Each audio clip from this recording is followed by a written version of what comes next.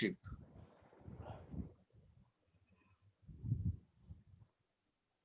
Hello, हम लोग आज चर्च और लीडर्स का बीच का बारे में हम लोग इन दिनों देखेंगे। जगवीर हो गया आप?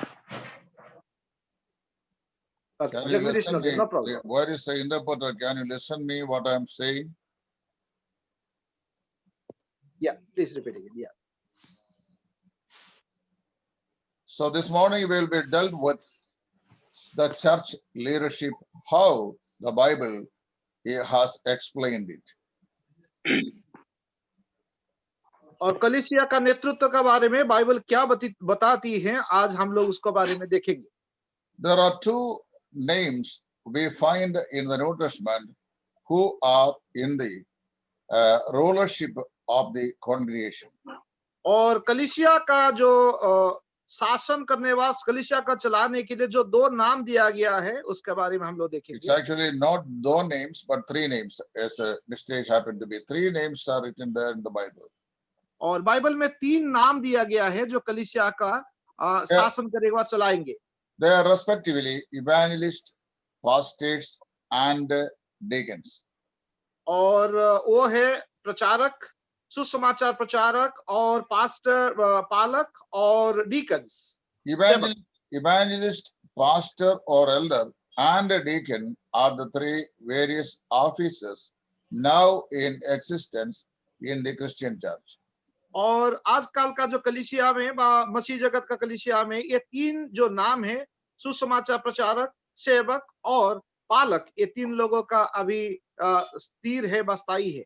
As I reminded you in the last class that we the brethren are more prone to take the name elder than the name pastor in our church, for our church leaders, because the pastoral concern is quite antagonistic to brethren, because it mostly show a one-man ministry in a congregation.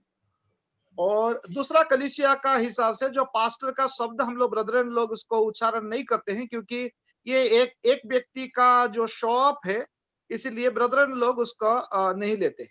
Whether it be Pentecostals or Baptistic churches, we see that one pastor is appointed to the entire congregation. He is in charge of all. Jagveer, और Pentecostal चर्चों में और बपटिस्ट चर्चों में हम ऐसा देखते हैं कि एक ही पास्टर को पूरी कलीसिया के ऊपर नियुक्त किया जाता है। See, that is not biblical. और यह बाइबल के अनुसार नहीं है। There is no one man appointed ministry, but the offices of the churches are given in plurality of name in the New Testament. और नया नियम में एक लोगों की सेवा नहीं है, ये बहुत लोगों को मिलकर सेवा करने का ऐसा नियम हम लोग नया नियम में देखते हैं। When Apostle Paul writes to the Philippians, he addresses the letter to the bishops, deacons, and the saints in the assembly. और हम लोग पौलुस जो पत्र लिखते हैं वो अध्यक्षों के लिए और बिशप के लिए लिखते हैं। The elders who are mentioned in the New Testament are different from the so-called bishops of the episcopals of the churches found elsewhere in the Christian society. और जो हम लोग पौलुस ने जिस विषय में बताया है बिशप और अध्यक्षों के विषय में, उसको हम लोग चर्च के विषय में देखते हैं। It is not the administration but the leading is respected in view of the ministry of the elders. ये प्रबंध करना नहीं है, लेकिन सेवा को अगुवाई करना है। Unfortunately, some elders they found as if they are administering a church, but it is not administering, but it is leading in the will and the power of the Holy Spirit, the entirety of the congregation. ऐसा देखा गया है कि बहुत सारे जो अगुआ लोग हैं कलीसिया में, वो ऐसा सोचते हैं कि हम ही कलीसिया का प्रबंध करने के लिए हैं, लेकिन ऐसा नहीं है। वे पवित्र आत्मा की अगुवाई के द्वारा चर्च की अगुवाई करते हैं। Many episcopal churches are jointly appointing one bishop over all them. और बहुत सारे एपिस्कोपल जो चर्च हैं, वो एक बिशप को पूरी कलीसिया के ऊपर नियुक्त करते हैं। For example, the Mar Thoma Church or the Orthodox Church several churches are coming together to appoint one single office to overall the authority over the churches. एक उदाहरण के लिए हम बात करें तो जैसे मर्थोमा की कलीसियां हैं, उनमें एक बिशप को पूरी कलीसियाओं के ऊपर नियुक्त किया जाता है। One highest officer to many churches is not a biblical party. और बहुत सारे ऐसे चर्च हैं, कलीसियां हैं जो बाइबल बद्ध नहीं है। So such a pattern is not found elsewhere in the New Testament. और इस प्रकार के नियम जो दूसरे चर्चों में चल रहे हैं, एक लोगों की नियुक्ति के नियम हम नए नियम में नहीं देखते हैं। The church at Jerusalem had its own elders and deacons, the same way the churches in Antioch or Galatians or Macedonia or elsewhere, the churches were in existence in those days. और उस समय भी यरूशलेम में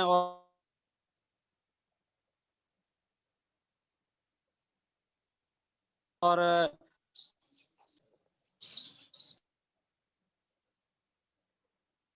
I think the net is interrupted there, right? मैसोदेनिया और यरूशलेम में, अंताकिया में इस प्रकार के चर्च थे। See, each church has its own eldership. और प्रत्येक कलीसिया के पास उनके एक अगुवे होते हैं। Several churches coming together and going on under the eldership of one person is not biblical. और बहुत सारे चर्च मिलके एक लोगों के नियुक्ति में हो, ऐसा बाइबल के अनुसार नहीं है। When I explain this phenomenon, I love to make it plain about the common gathering and another sickness recently, in recent decades, our churches are holding. और मैं इनकी बात करूं तो जो हमारी कलीसियां हैं, इस विषय में नीचे गिरती जा रही हैं। If there are 10 churches in a city surrounded, and once in a while or once in 3 months or 6 months, these 10 churches are gathering together under the eldership of one person is not biblical. और जो एक शहर में 10 कलीसियां हैं और उनका एक बार एकत्रित होना, ये बाइबल के अनुसार नहीं है। So each church has its own elders, and that elders have to be responsible men into the congregation. और प्रत्येक कलीसियाओं के पास अगुवे हैं और वे अपनी कलीसिया के लिए उत्तरदायित्व हैं। Elders are not being appointed by human will or wishes. और जो अगुवों का चुनाव किसी मनुष्य के द्वारा या मनुष्य की इच्छा के अनुसार नहीं होता है। Bible says they are being appointed by the Holy Spirit of God. और बाइबल हमें इस प्रकार बताती है, वो परमेश्वर की आत्मा की इच्छा के अनुसार नियुक्त किए गए हैं। Acts chapter 20 verse 28, therefore Paul exhorts the saints in Ephesus, saying, therefore take heed to yourselves and to all the flocks over which the Holy Spirit has made you overseers, to shepherd the church of God, which he purchased with his own blood. और वो पौलुस प्रेरितों के काम 20 में बताते हैं कि ये जो कलीसिया है वो परमेश्वर की शरीर है, और वे जो विश्वासी हैं वो परमेश्वर की भेड़ों के समान हैं, जिनको उन्होंने अपना खून देकर खरीदा है। Christ has purchased the church with his own blood on the cross of Calvary, whereas the elders or ministers to the church are being appointed by the Holy Spirit. और प्रभु यीशु मसीह ने चर्च को अपना खून क्रूस के ऊपर छिड़कने के द्वारा खरीदा है, वहीं अगुवों का जो नियुक्ति है वो परमेश्वर ने पवित्र आत्मा के द्वारा किया है। This verse is so particular about the appointment of the elders. और ये जो अगुवों की नियुक्ति का जो वचन है वो बहुत ही सामान्य है।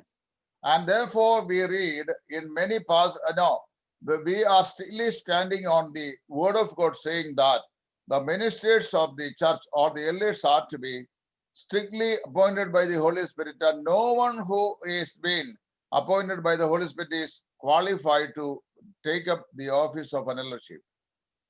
और जो बाइबल में हम इस प्रकार देखते हैं कि पवित्र आत्मा ने बहुत कड़ाई से अगुवों का नियुक्ति किया है, और कोई भी व्यक्ति जो कलीसिया का सदस्य है वो अपने आप अगुवा नहीं बन सकता है।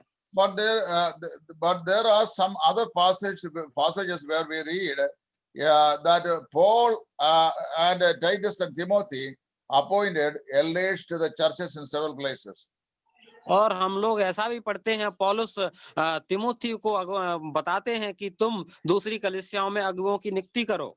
Acts chapter 14 verse 23, Titus chapter 1 verse 5, all these passages we see either Paul or Timothy or Titus appointing elders to the congregation. प्रेरितों के काम 14 का 20 और तीतुस 1 का 5 में हम लोग पढ़ते हैं कि तीतुस और तिमोथी दूसरी कलीसियाओं में अगुओं की नियुक्ति करते हैं।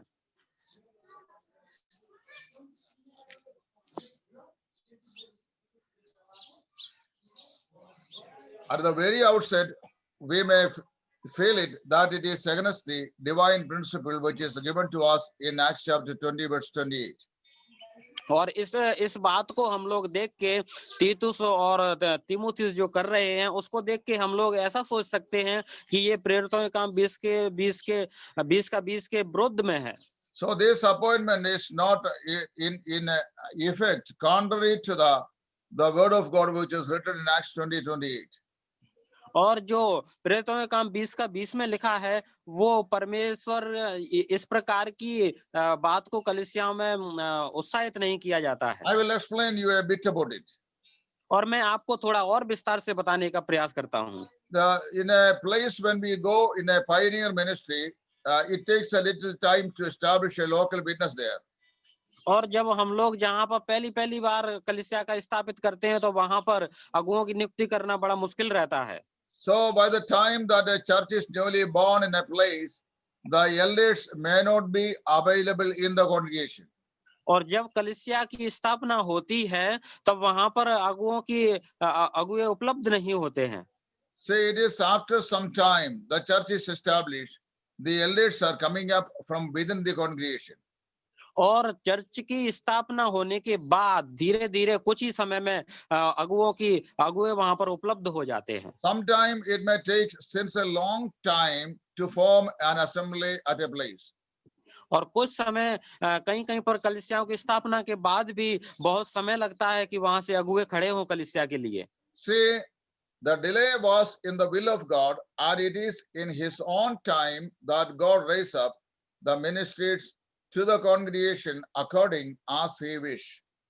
और प्रियो हमें याद रखना चाहिए जो देरी होती है वो परमेश्वर की ओर से है। परमेश्वर शायद इंतजार देरी करते हैं ताकि परमेश्वर अपनी इच्छा के अनुसार उन अगुओं की नियुक्ति कर पाए। When a church is established and after a long time, when the Holy Spirit of God feel it necessary that some elders ought to be raised up within the congregation, that he actually gives the gifts of the Spirit to certain people and then show them through their ministry that they are being the elders of the congregation.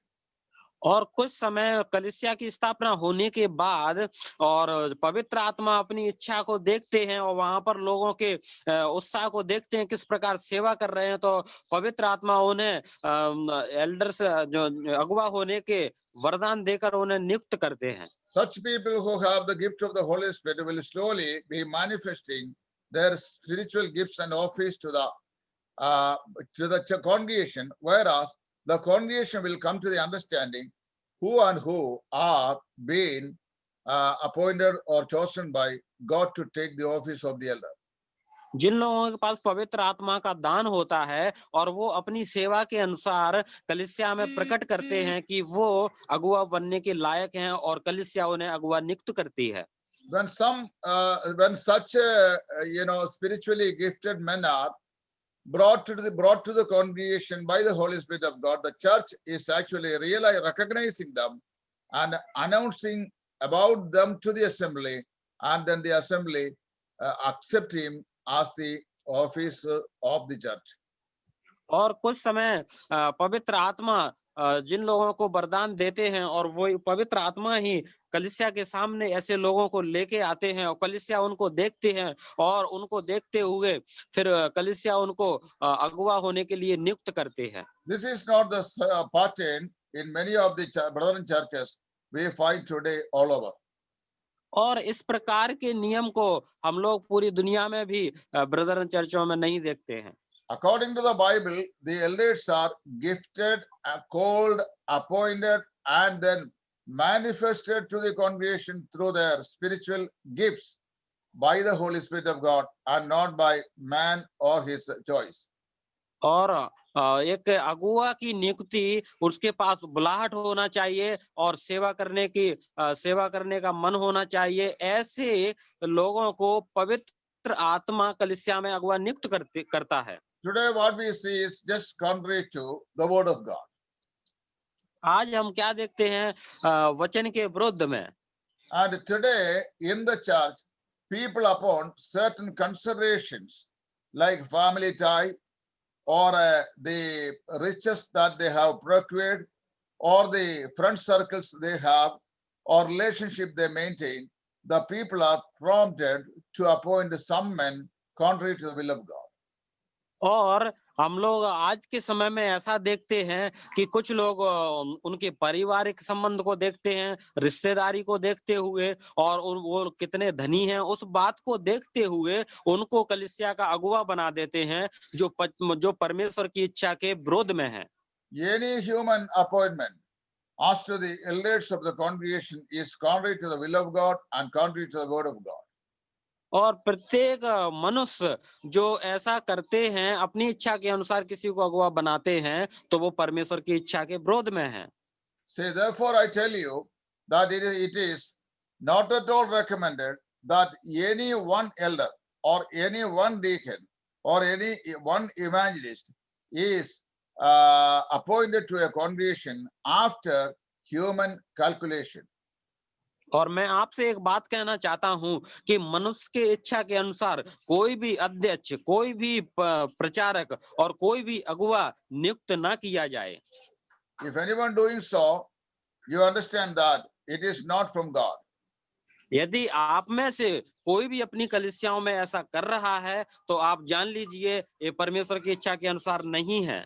If an elder is not been appointed by the Holy Spirit of God, then he is appointed by some human consent.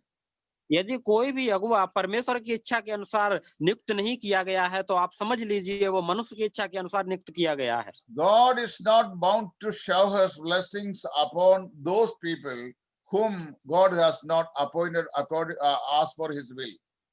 परमेश्वर ऐसे लोगों को जो परमेश्वर की इच्छा के अनुसार नियुक्त नहीं किए हैं उनको सेवा देने के लिए व्यवस्थ नहीं है।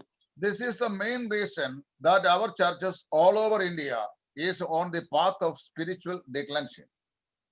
और ये पूरी दुनिया में जहां पर कलीसियाएं हैं एक मेन मुद्दा बन चुका है। No, we have no right to appoint an elder in a church. प्रियो, हमारे पास अगुवा को नियुक्त करने का कोई अधिकार नहीं है। So we need to understand that truth when we meditate about these passages of scripture. और हम लोग जब इसका अध्ययन कर रहे हैं इस वचन का तो हमें इस बात को समझने की बहुत आवश्यकता है। The passages which speaks that Paul or Timothy or Titus appointed elders to the churches in cities is not contradictory to the passage of Acts chapter 20-28. Rather, it gives us the impression that they were being manifested to the congregation through their spiritual gifts, whereas the congregation recognized them. और पिछले जो भाग में हमने देखा तीतुस और तिमोथी जिस प्रकार से अगुओं की नियुक्ति करते थे तो ये प्रेरितों के काम 20 के 20 वचन के विरुद्ध में नहीं है, क्योंकि वो लोग पवित्र आत्मा की अगुवाई में कलीसिया के सामने ऐसे अगुओं को प्रकट करते थे, तब उनको नियुक्त किया जाता था। The only responsibility laid with the local church is that the church has to recognize those gifted men as they show forth or manifest their spiritual gifts to the congregation to their conviction. और ऐसे लोग जो परमेश्वर की ओर से वरदान दिए गए हैं कि वो कलीसिया के अगुवे हों, ऐसे लोगों को कलीसिया पहचानती है और उनको चेक करके उन्हें अगुवा नियुक्त करती है। I think that 99.5% of the present day elders of congregations are not being appointed by the Holy Spirit, but by appointed by men for certain considerations.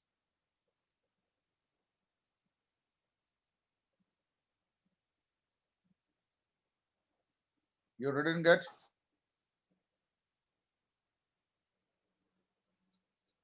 Hello? आज कम से कम 95% जो एल्डर होते हैं वो पवित्र आत्मा के द्वारा उनका नियुक्ति नहीं होता है, वरन मनुष्य अपने ही विचार के कारण कुछ कारणों के लिए उनका नियुक्ति करते हैं। Some people are appointed in the church on family basis. और कुछ लोग इस प्रकार से कलीसियाओं के अंदर अपॉइंट कर देते हैं परिवार के आधार पर। Some are appointed for fame and money. और कुछ लोग उनका जो फेम को देख करके, उनकी विख्याता को देख करके और पैसों को देख करके उनको अपॉइंट नियुक्ति करते हैं। None of these are the biblical norms to get appointed as an office of the elder. और इनमें से कोई भी तरीका जो है वो पवित्र बाइबल के आधार पर नहीं है। When I take this class on the basis of the word of God, those people who have come to such office or come to the office of the eldership with those consideration may not like my presentation.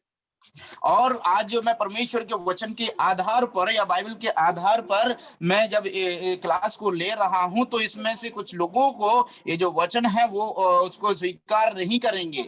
But I am least bothered what the people may feel about it. लेकिन वो लोग इस बात के बारे में कोई चिंता नहीं करते कि लोग क्या कहेंगे। I am bothered about what the word of God teaches about. क्योंकि सर इसके बारे में ज्यादा ही चिंता करते हैं कि परमेश्वर का वचन क्या कहता है। The word of God strictly says that the appointment of the elder must be according to the appointing of the Spirit of God. और परमेश्वर सर का कहना यह है कि जो याजकों जो एल्डर लोगों का जो नियुक्ति है वो पवित्र आत्मा के अनुसार ही होना चाहिए।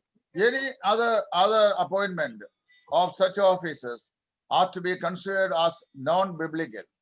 और यदि इसके विपरीत में यदि और कोई नियुक्तिकरण यदि कलीसियाओं के अंदर होता है तो उसको बाइबल के आधार पर नहीं होता है, ऐसा समझा जाना चाहिए। If God has not called you to the office, that never to jump into that office.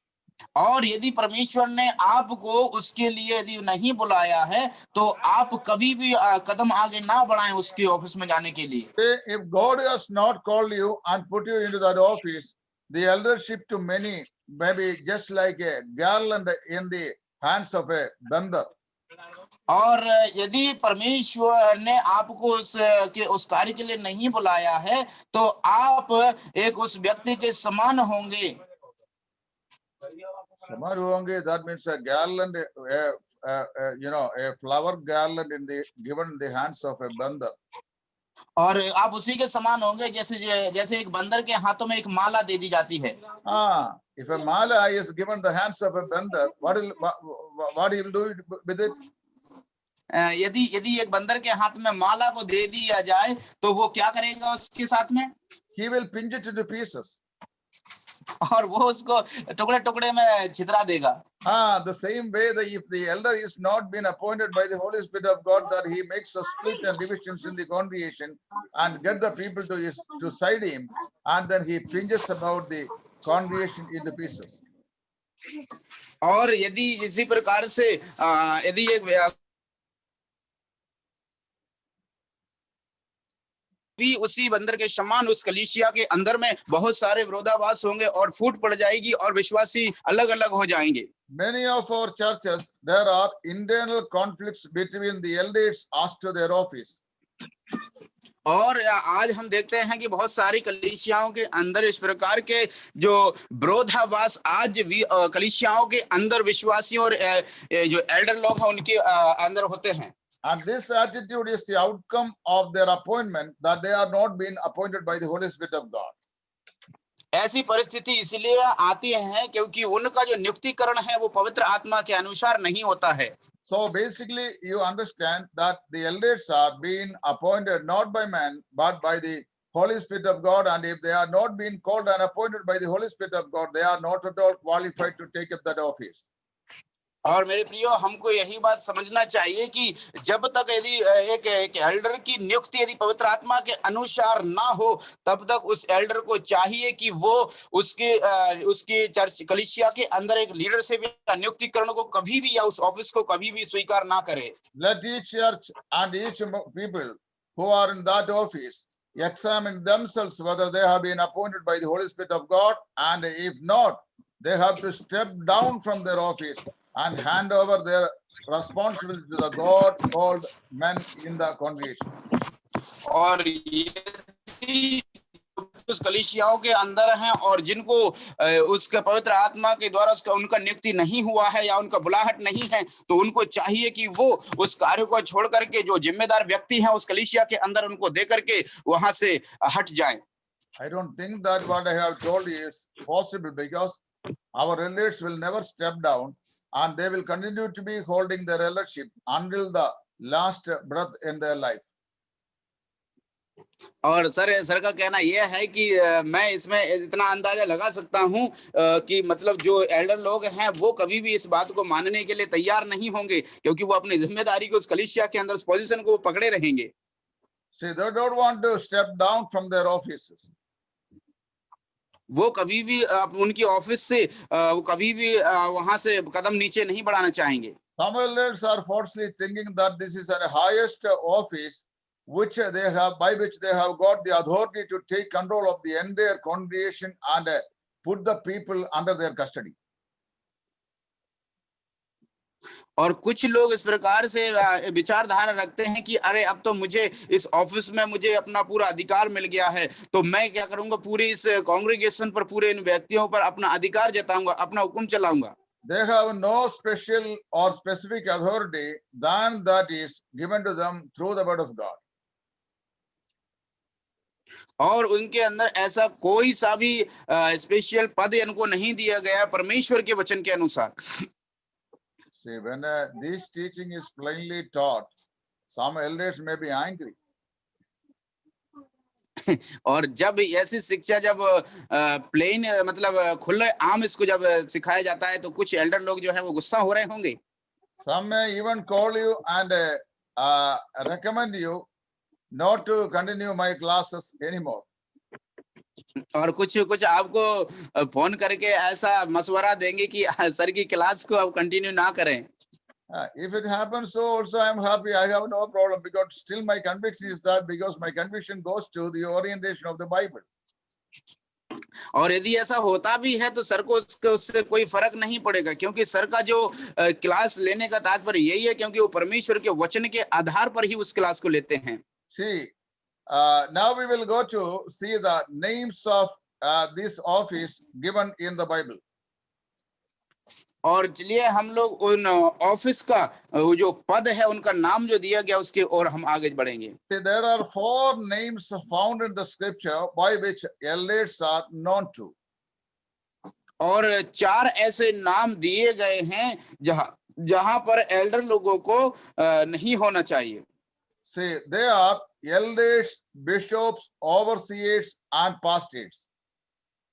और वो याजक एल्डर हैं, बिशप हैं और डीकन्स हैं। Overseers, ओवरसियर्स अर्थात चरवाहे हैं वो।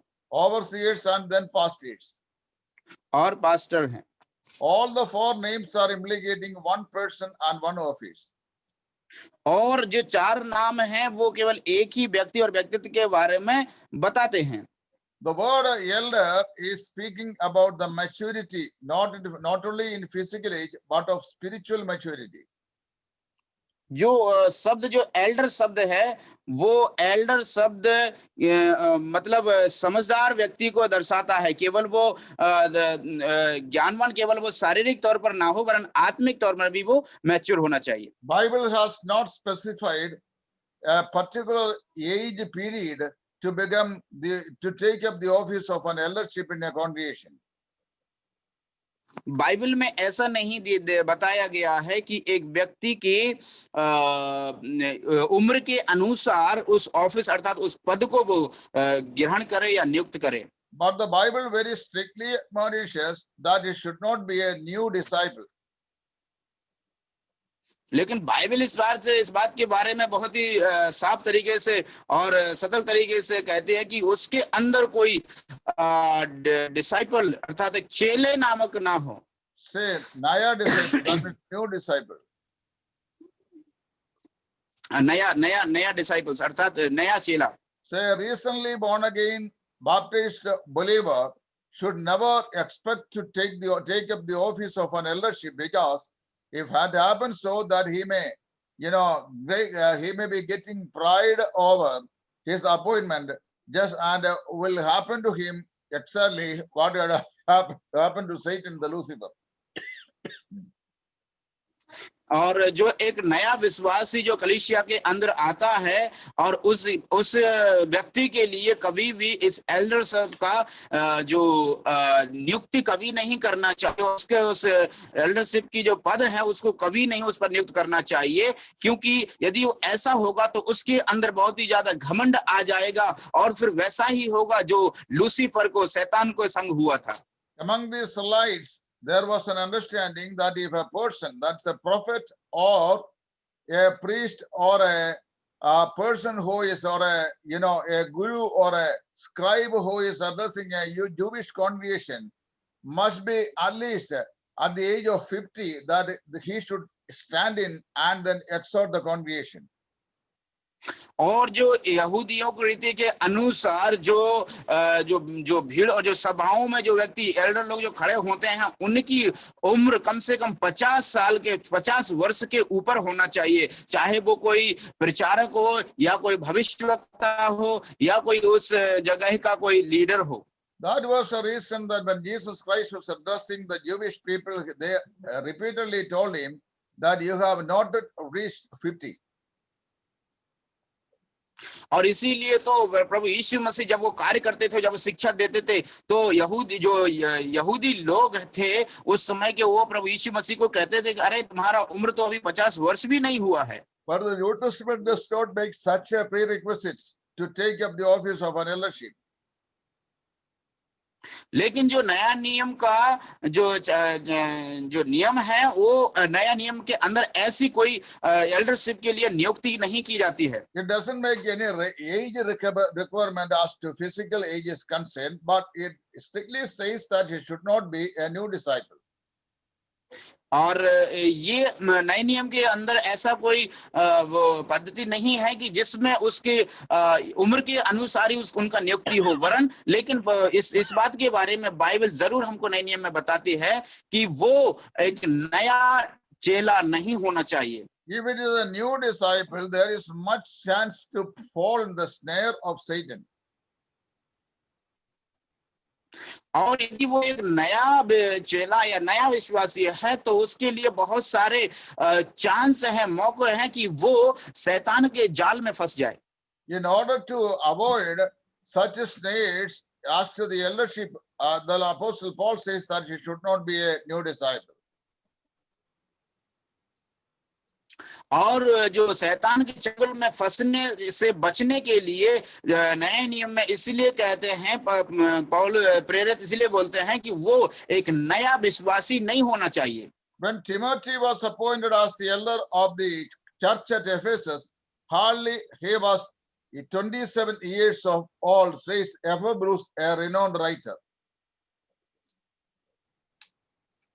और हम जब देखते हैं कि जब तिमोथियु का नियुक्ति हुआ था एल्डर के लिए, तो वो उसका उम्र लगभग 27 साल के अनुसार था, इसलिए जब वो एपाफ्रस के संग में उसको वहां पर नियुक्त किया गया था। Though he was only below his 30, he was still a spiritually matured young man. और यहाँ यद्यपि वो शारीरिक उम्र के अनुसार वो 30 से नीचे ही था, लेकिन उसका आत्मिक जो उम्र थी, आत्मिक जो मैच्योरिटी थी, वो उसमें वो काफी मैच्योर था। The word elder is actually has to do with the spiritual maturity than the physical age limit. और जो एल्डर शब्द का मतलब यही है कि वो शारीरिक दशा पर या शारीरिक परिस्थिति पर नहीं, वरन आत्मिक मैच्योरिटी से संबंध रखता है। Another name given to the elder is bishop. और दूसरा जो नाम ये एल्डर को दिया गया है वो है bishop. The bishops are known as episcopals. और जो बिशप्स जो है इनका नाम उसमें ग्रीक में एपिस्कोपल दिया गया है।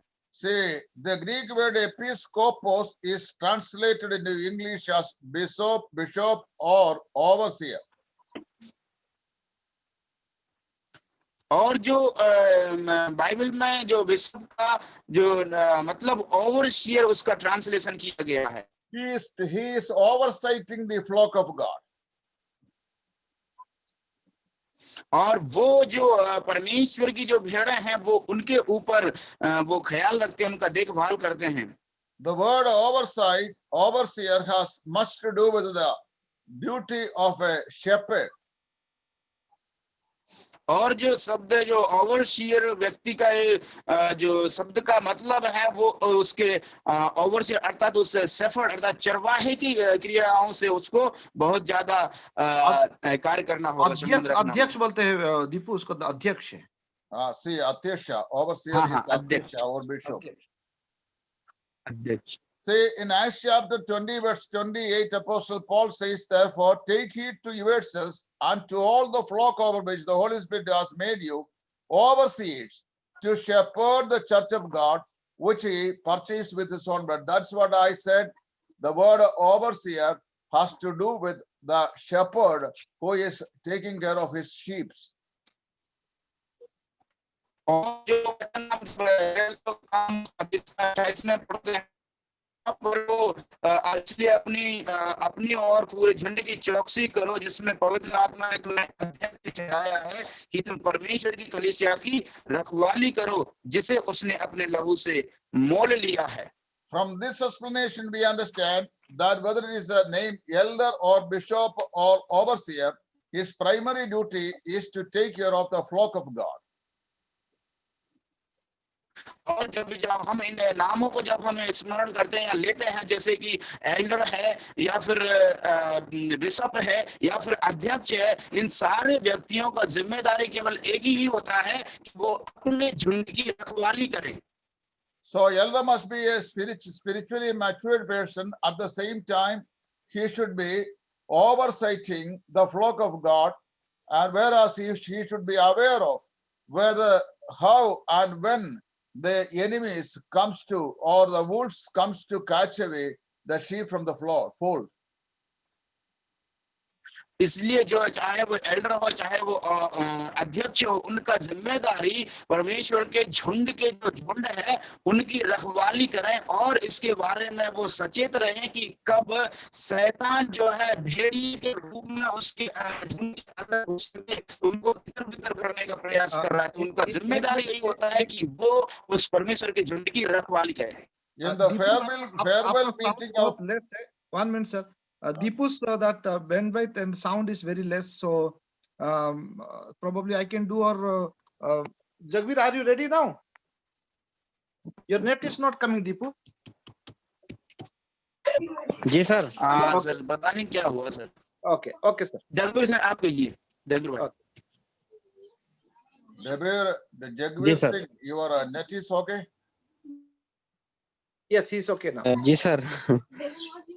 So in the farewell meeting arranged by Apostle Paul in Ephesus, when he said goodbye to them, he reminds them. विदाई जो समारोह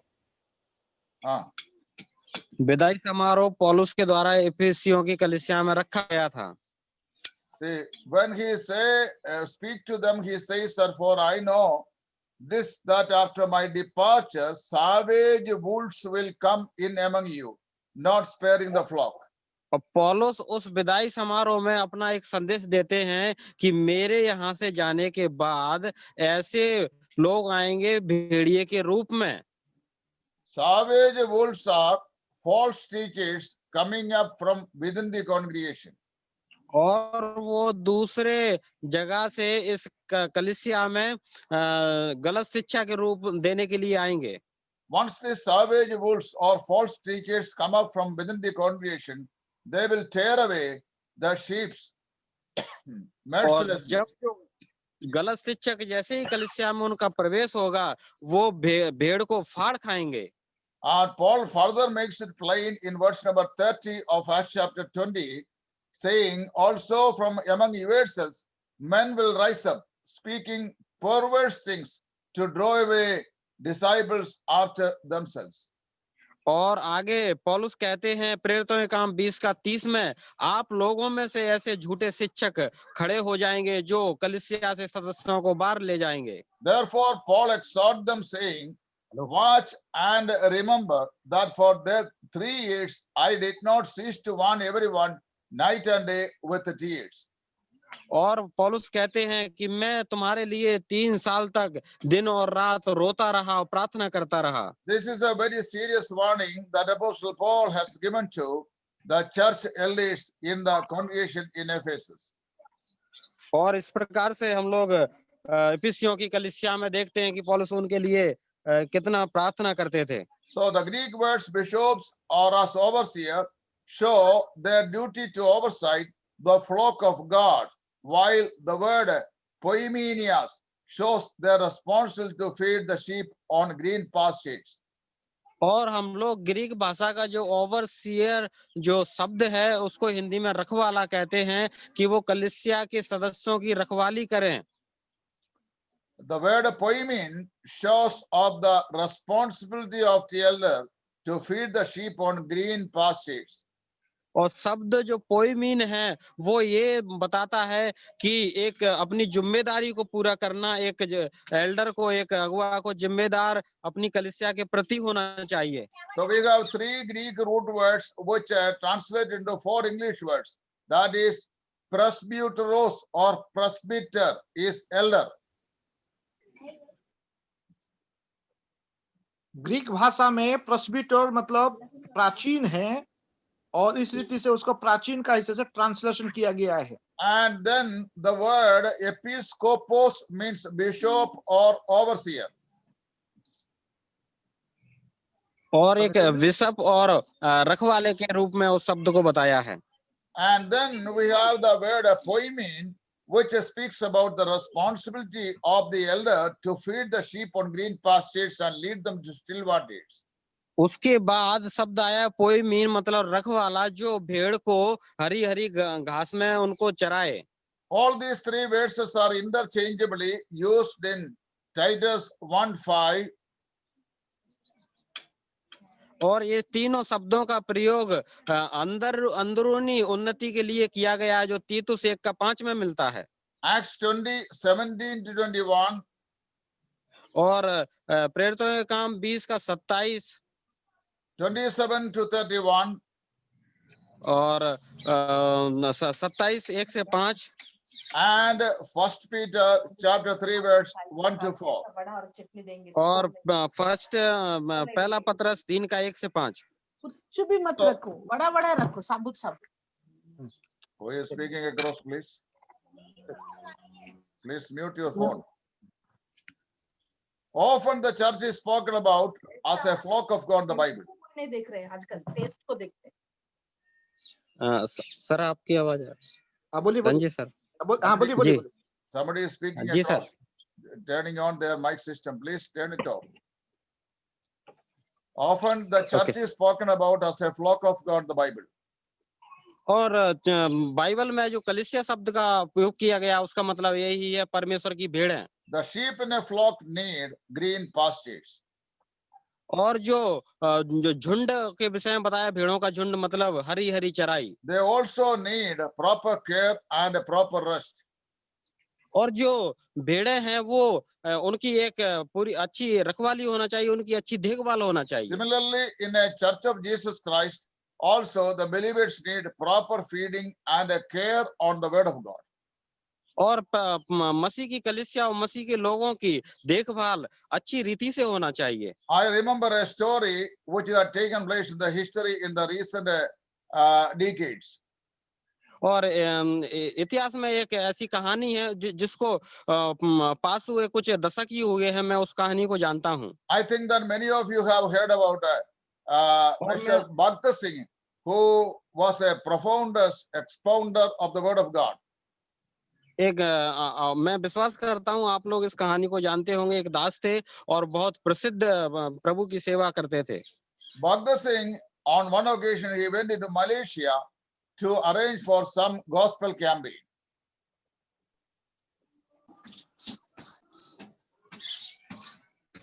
जी सर। मलेशिया में जाके वो एक सुसमाचार प्रचार करने के लिए उनको बुलाया गया था। Say he went into Malaysia, the other country, to arrange some gospel campaign on one occasion.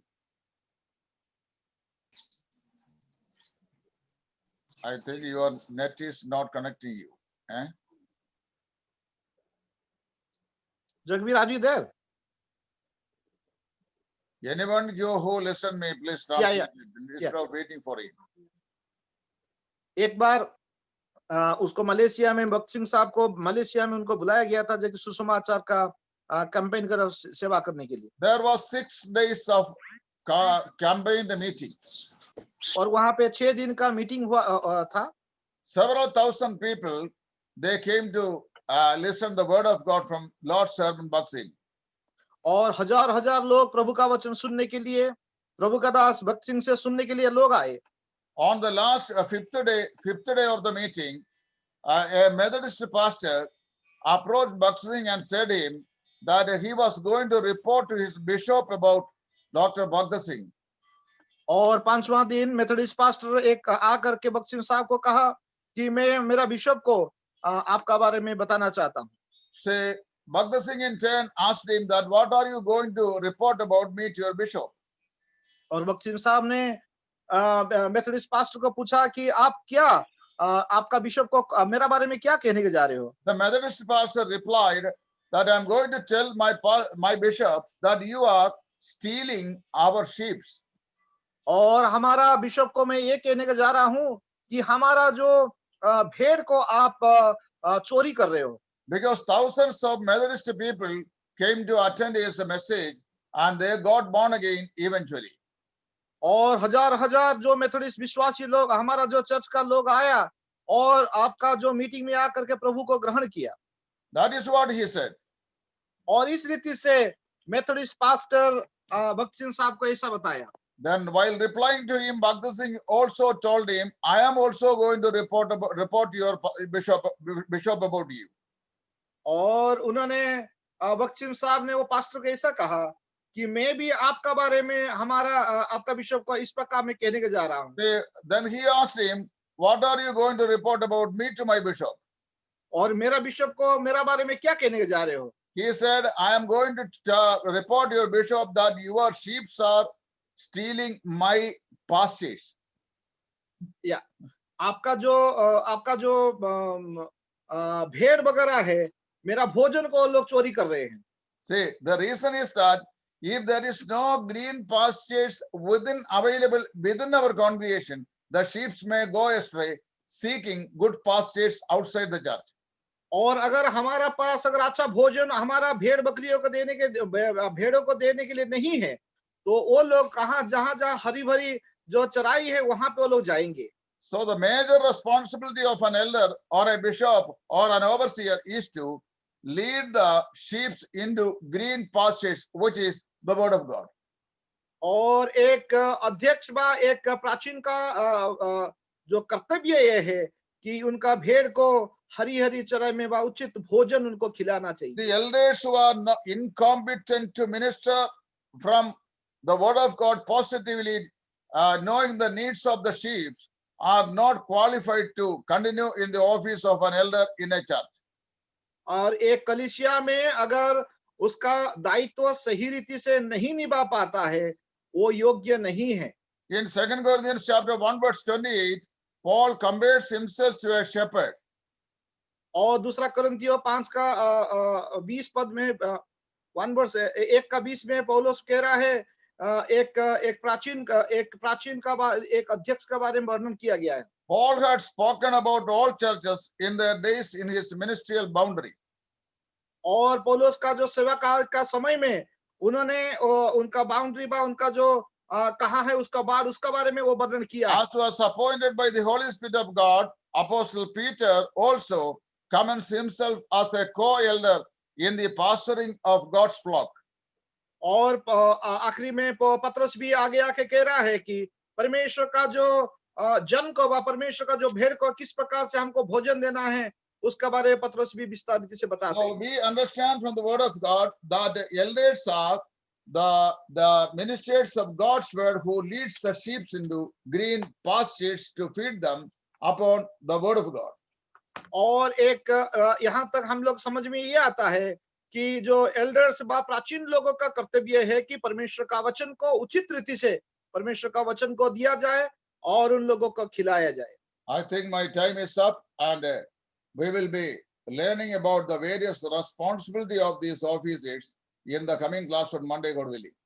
और प्रभु का इच्छा होगा तो आने वाला सोमवार को इसका विस्तारित से उनका कर्तव्य के बारे में प्राचीनों के बारे में हम लोग I सीखेंगे। think Jagvir Singh had some problem with his network facility, and therefore the interruption took place between the class. या जगवीर सिंह का कुछ नेट का प्रॉब्लम था इसीलिए